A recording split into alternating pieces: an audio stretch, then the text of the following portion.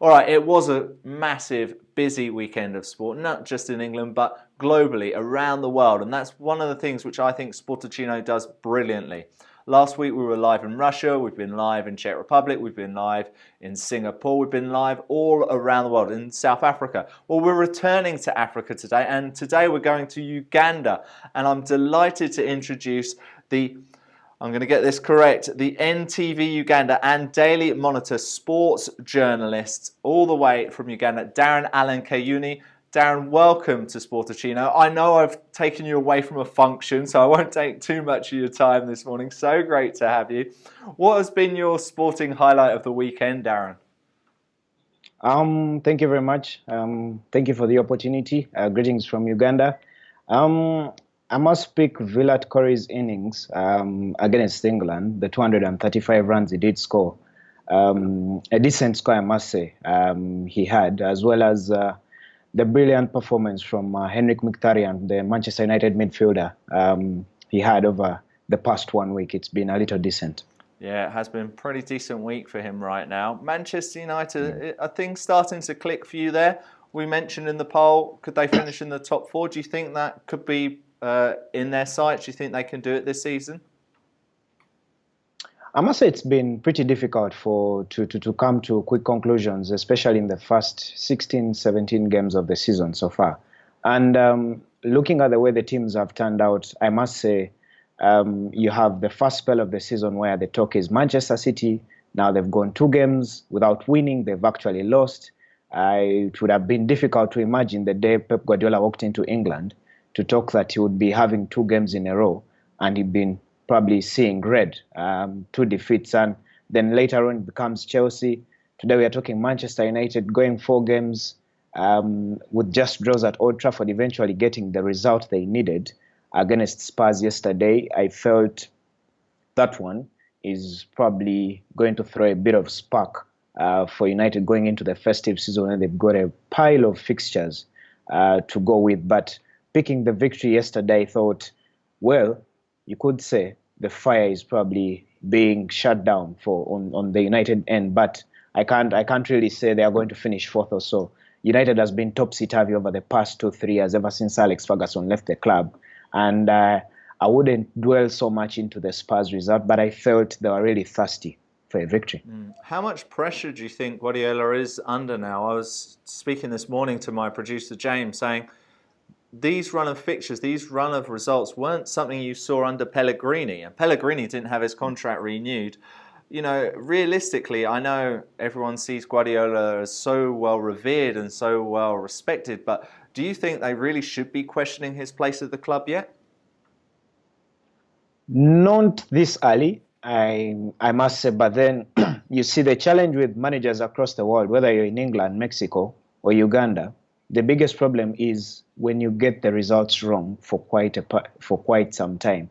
If the bad results get together and you're having successive results that are not good, is when the bosses, the managers, the guys who sit down at the coffee shop begin to think of your position. But for Pep Guardiola, after losing against Chelsea, you felt it was still going to be difficult against the Premier League champions, Leicester City. And considering the fact that Leicester rested about nearly the entire team against FC Porto in the UEFA Champions League just last week, you felt it was going to be difficult for City to walk through that, because they needed points in midweek against the opponent they had in the Champions League. They needed points against Chelsea, and then they were facing Leicester City. I felt it was difficult, but also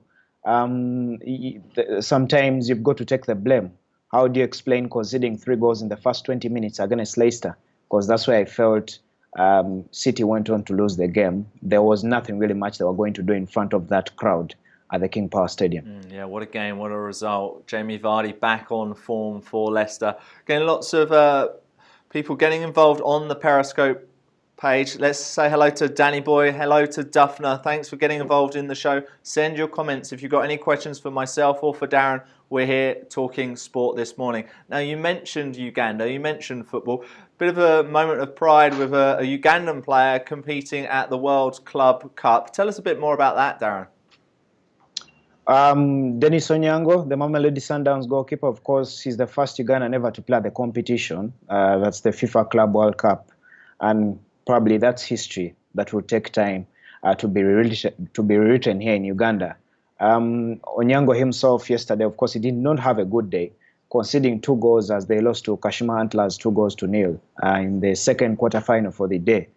Meaning Sundowns, the Africa's representatives are out and they earned the ticket after winning the CAF Champions League back in October. You feel for Onyango to get that far as a Ugandan, of course, I'll just do this. I'll be so proud and so happy to have a Ugandan get that far. But it's been that year where you feel he's literally done everything. And probably it's why in the minds of many here, he'll be arguably Uganda's best player of 2016.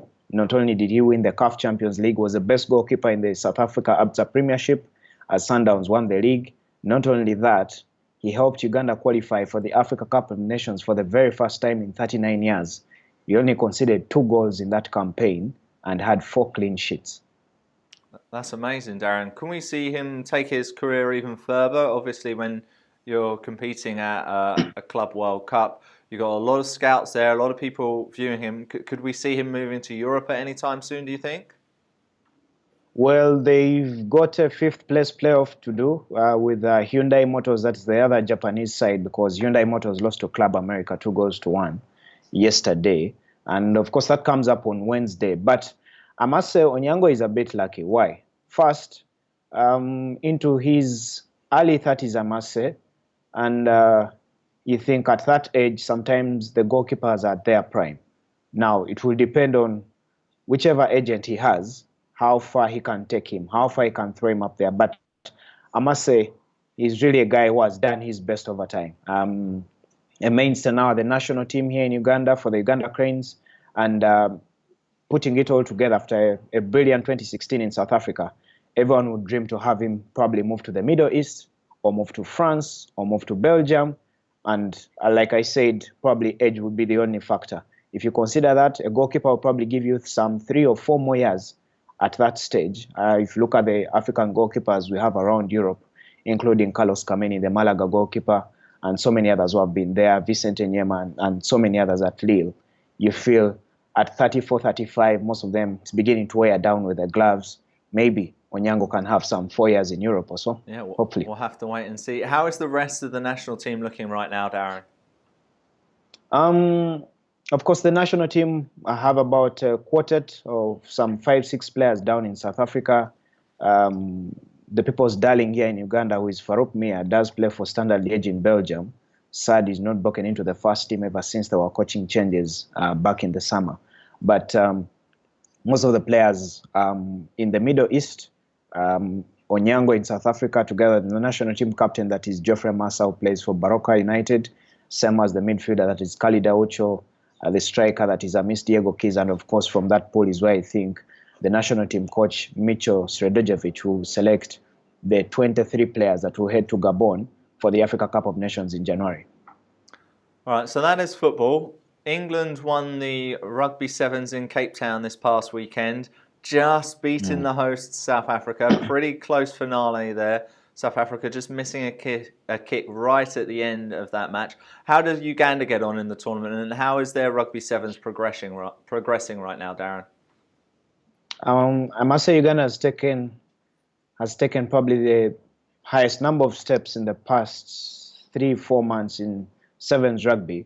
Reason being, the gate did open for them when they won the Africa Rugby Sevens in Nairobi back in September. And from then on, of course, Uganda earned the ticket to play on the HSBC World Rugby Series circuit, eventually earning those 2 tickets, one in Dubai the other week, and then over the weekend, that was yesterday, they were in Cape Town, eventually finishing 14th out of 16th.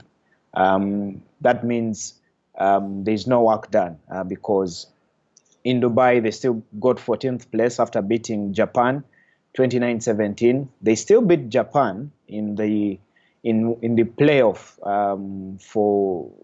in the Challenge Trophy playoff. That was the semi-final yesterday.